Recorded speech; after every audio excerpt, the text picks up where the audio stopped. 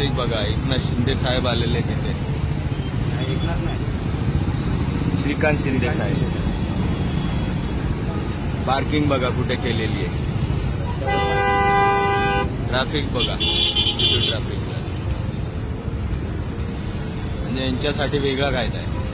Doctor Shrikant Shinde बोलतायत का खासदार? म्हटलं आज अंबरनाथमध्ये जे पराक्रम केलंय, थोडं तरी लाज वाटते का तुम्हा लोकांना राजकारणी किंवा खासदार म्हणून घ्यायला? भिकार चोट सारखं त्या अंबरनाथमध्ये तुमच्या आणि तुमच्या जे कार्यकर्ते आहेत त्या फालतू सगळ्या लोकांच्या गाड्या रस्त्यावर पार्क असतात. तुम्हा लोकांना थोडंही जनाची नाही मनाची पण लाज नाही का तुम्हा लोकांना? आणि हे सगळं केल्यानंतर तुम्ही त्या शिंदेचा चेहरा घेऊन किंवा बापाचा चेहरा घेऊन जाणार तिकडे आणि वोट मागणार. कोण लोक वोट देणार तुम्हा लोकांना जेव्हा अंबरनाथच्या नागरिकांना तुम्ही अशा प्रकारे त्रास देणार?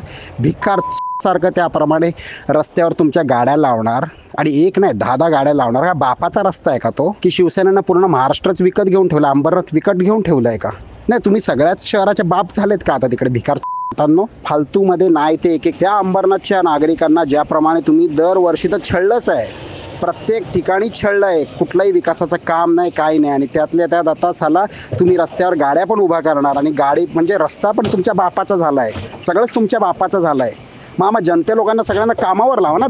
लोकांना तुम्ही साला जनतेच्या पैशावर जगणारे साले भिकार तुम्ही लोक. आणि तुम्हाला एवढंही समजत नाही की काय केलं पाहिजे. आणि डॉक्टर आहे ना तू डॉक्टर असल्यानंतर तुझ्यासारखा माणूस जर भिकारपणा करणार, मग बाकीचे लोक जे अशिक्षित लोक 10वी आणि 8वी शिकलेले जे तुमच्या पक्षात येऊन जे लोक खासदार आणि आमदार होतील ते काय करणार? ते तर यापेक्षाही घाणेरड्या लेवलवर. लाज वाटली पाहिजे खासदार शिंदे, लाज वाटली पाहिजे. नेक्स्ट वेळी असं ऐकू दे की अंबरनाथमध्ये किंवा बदलापूरमध्ये असलं काय टियाबंदी केलंय, आई शपथ म्हणतोय महेश कामत वर्सेस श्रीकांत शिंदेच होणार. कारण भिकार पद्धतीने जे प्रकार चालू आहे ना सध्या, हे नाही चाललं पाहिजे. श्रीकांत शिंदे हा डॉक्टर असल्यामुळे आपल्याला वाटत होतं की एक सुशिक्षित असेल, पण नाही, या श्रीकांत शिंदेने पैशाने विकत घेतली असं आता वाटायला लागलंय. बापाच्या नावावर नालायक राजकारण करणारा जाहील खासदार साला.